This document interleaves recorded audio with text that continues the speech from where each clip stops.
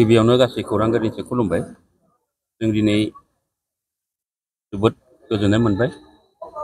जोंनि बर' people's party बिटिसिनि बाहेरनि 24टा जिल्लाखौ लानानै 10 लाख मानसिनि थाखाय जों मोनसे बिटिसिनि बाहेराव जानाखि राजखान्थियारि जों हानजा दादों, बे हानजाया जों सेन्ट्रेलि दानायनि उनाव गिबि खेबै दिनै जों कामरुप मेट्र' जिल्ला दाबाय। बेयाव जोंना जोबोद साखाफारा होननानै बुंनांगोन, जोबोद गाजा गोमजायै जों जाबाय। दिनै मोजाङै जों दानो हाबाय। बेयाव गैथ्राबाबो 500नि बारा मानसि दिनैनि बे समाव।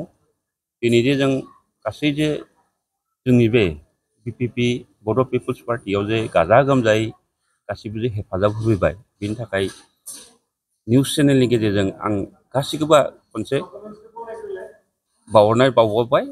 बेखायनो जोंनि लक्ष्य उद्देश्य, जोंनि लक्ष्य उद्देश्यफोरा जाबाय बिटिसिनि बाहेरनि खौसेथिखौ लाबोनानै रांखान्थियारि जौगाथाय, राजखान्थियारि जौगाथाय, गासै सोलोंथायारि जौगानाय गासैखौ लानानै जों मोनसे राजखान्थियारि दानाय जादों। बेखायनो दिनै जों मोनसे सुखबर, मोनसे मोजां खौरां होनो नागिरदों। गासैनि सायावबो जों मोनसे मोजां मेसेज होनो नागिरदों। दिनै 30 अक्ट'बर, बे 30 अक्ट'बरनिफ्राय जागायनानै जों बे मासखौ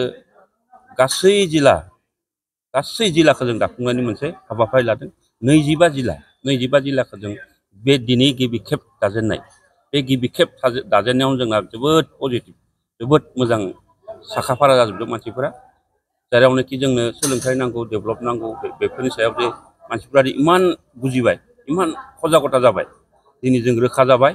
बेखायनो जों बे निउस चेनेलनि गेजेरजों मोनसे मेसेज होनो नागिरो जे गासैबो खौसे जानानै जों बर' जाथिखौ जेरै दावगालांहोनांगौ ओरै दावगालांनो हागोन होननानै जों मोनसे फोथायनाय जाबाय। बे दिनैनि समाव जों फोथायनाय मोनसे मोनबाय। बेखायनो जों मोनसे खावलायो, गासिबो बे दिनै दाजेननाय कामरुप मेट्र' दाजेननाय दिनै 30, गाबोन दं सनितपुर, समनिया दं बिश्वनाथ।